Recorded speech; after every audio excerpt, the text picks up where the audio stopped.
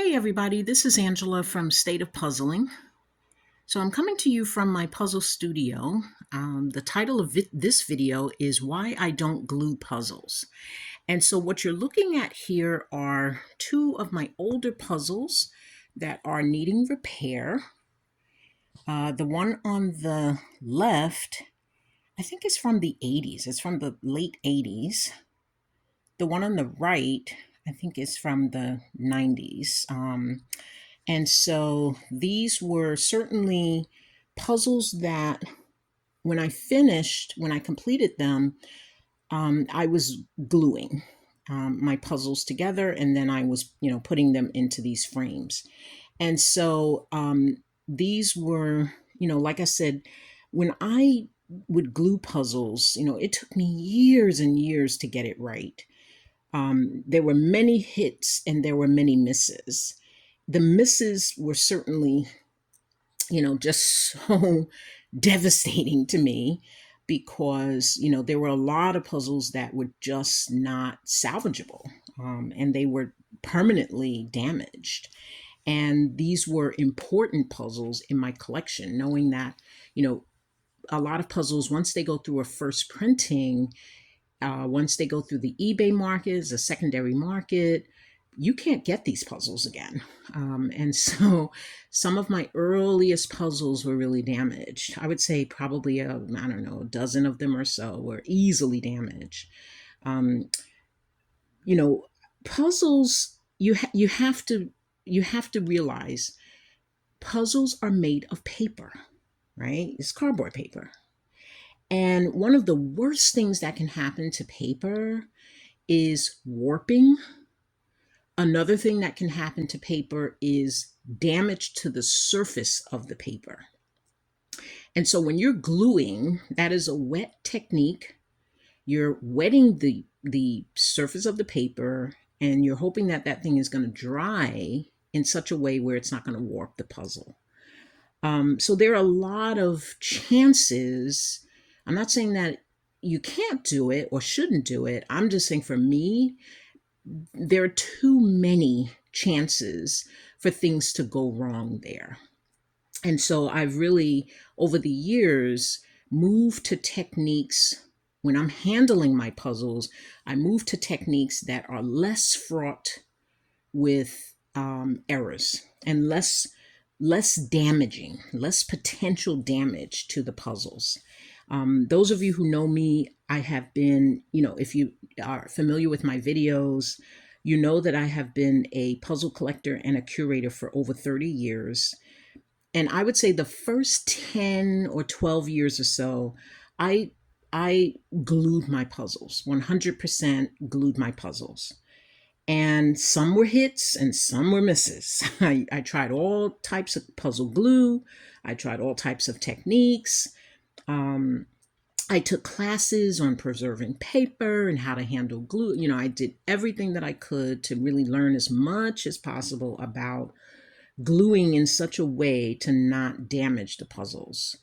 So let's dive in a little bit using these two examples. There are many examples, but there were some puzzles that I literally just had to throw out. It was just nothing else that I could do. On these particular puzzles, I am able to repair them, and you can kind of see some of the things that happened, which is typical for gluing when you glue a puzzle. And so I will tell you the story, though, before I dive in on these two. I will tell you the story of what happened to my first 10 or so puzzles, the first 10 or so puzzles that I had in my collection. I go to move with them, and they were kind of this size and larger. These are about 18. I think this is like 18 by 24. And I go to move with them. And what I did is I finished the puzzles and I glued them in sections. Okay, so many of you who are working with larger puzzles. So what I did was I kind of sectioned it off. Section, and I glued the sections. And I thought the glue was dry. And what I did was I layered with newsprint and stack them and put them in very nice, neat stacks. And then I move with them. And I moved, into my first condominium, and I was so excited.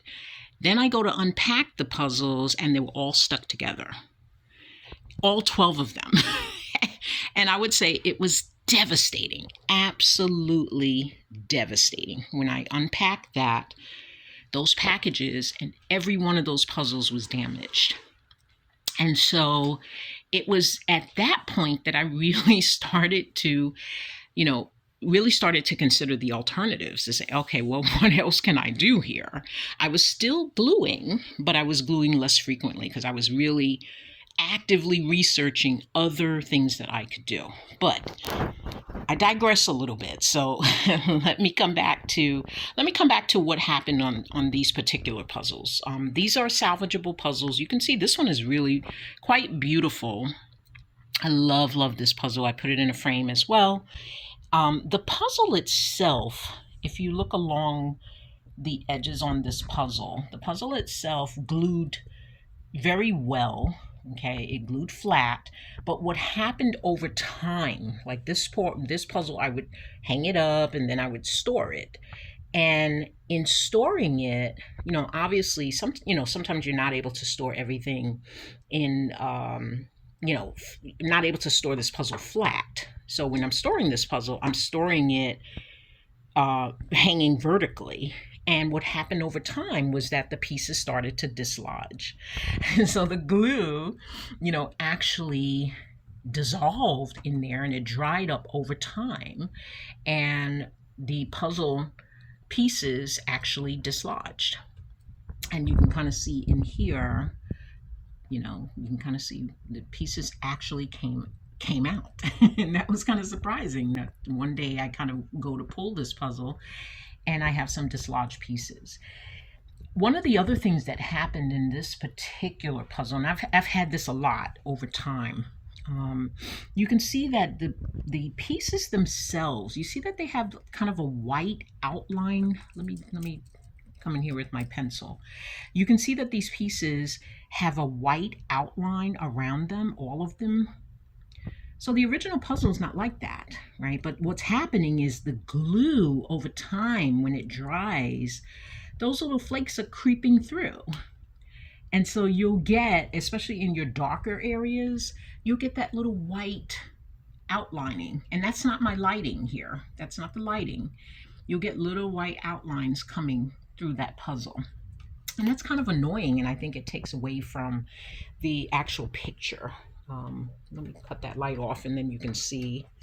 Let's cut this light off, right? So you can kind of see what's happening. You have a nice thin white little outline that comes on the edge of these pictures, which is, really fascinating to me. But anyway, it's an undesired effect. You really don't want that with your framing.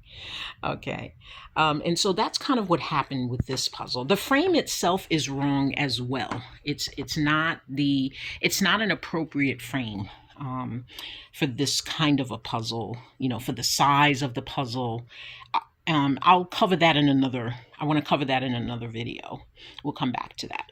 But that's kind of what happened with this puzzle. So I'm going to come in here and I will back this puzzle so that, this you'll see an actual backing there, and that will further secure this puzzle. And so on this other puzzle, okay, this one is a little older. Now, I didn't have any dislodging of the pieces. Well, this is a really lovely puzzle now that I look at it. It's kind of like a watercolor with a cat in there. It's really lovely. I love this one. But let me bring you a little closer. Now, I don't have that, as I talked about before, you can see around the pieces, there's no glue coming up in between the pieces. So that's good. That's really good. But I'll show you, you do have some gapping in these pieces as well. So it really occurs a little bit over in here. You can see that little gapping that comes in. You see it a lot here. You see the little gapping that's between those pieces. That happens a lot when you're gluing puzzles. And it really goes to the interlocking of the puzzle, right? So if that, remember we talked about interlocking before in the other videos, and I'll put some links to those other videos. Interlocking is how loose or tight the pieces are fitting together. So if a puzzle has a loose interlocking and you go to glue it, what's going to happen is when the glue dries, you're going to get some of that little gapping that comes in there. If it has tight interlocking, then more times than not, you're going to get your glue seeping through because it's very tight interlocking. And that's really what happened. That's what happened on this puzzle. This puzzle has a much tighter interlocking. And so you're going to get, this kind of like white, as the glue dries, you're going to get this white flaking coming over time. And so when you're applying your glue, right, you'll see it. You will actually see it as you're wiping across, as you're applying your glue with your brush or your, whatever you're using. If the puzzle has very tight interlocking, as the glue settles and it dries, you'll start to see it pucker between those edges there. And usually, when I would glue, I would see that, and then I would take my brush and I would apply over it. I would come back over it again. But again, as that thing is drying over time, and then especially as everything is settling, it's it's sometimes it can be a problem, and that's really what happened here. So I had really typical gluing problems on these puzzles. I think they're representative of things that can happen when you're gluing.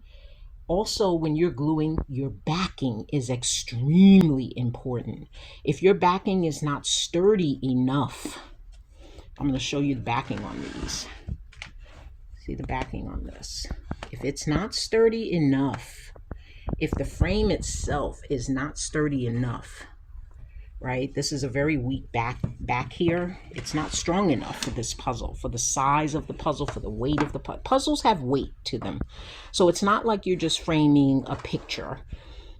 Puzzles are layered pieces of cardboard. Some puzzles are thicker than others. So there's weight to these puzzles.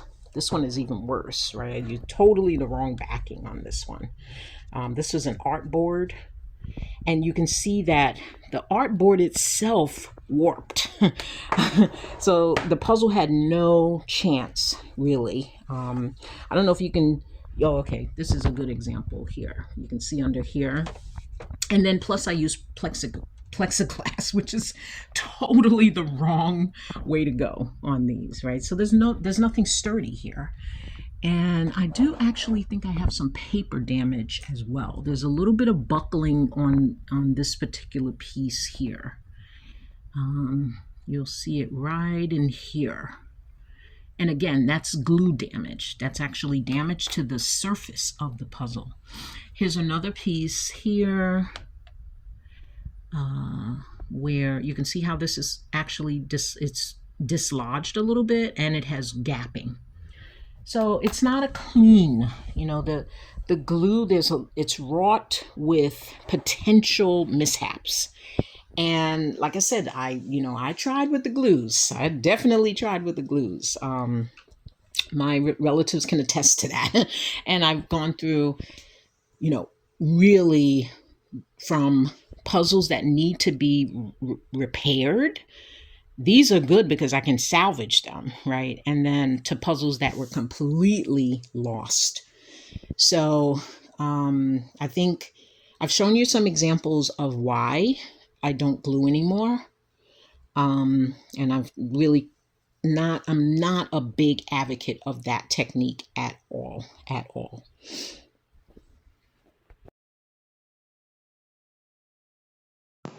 This is Angela from State of Puzzling. Happy puzzling, folks. Goodbye for now.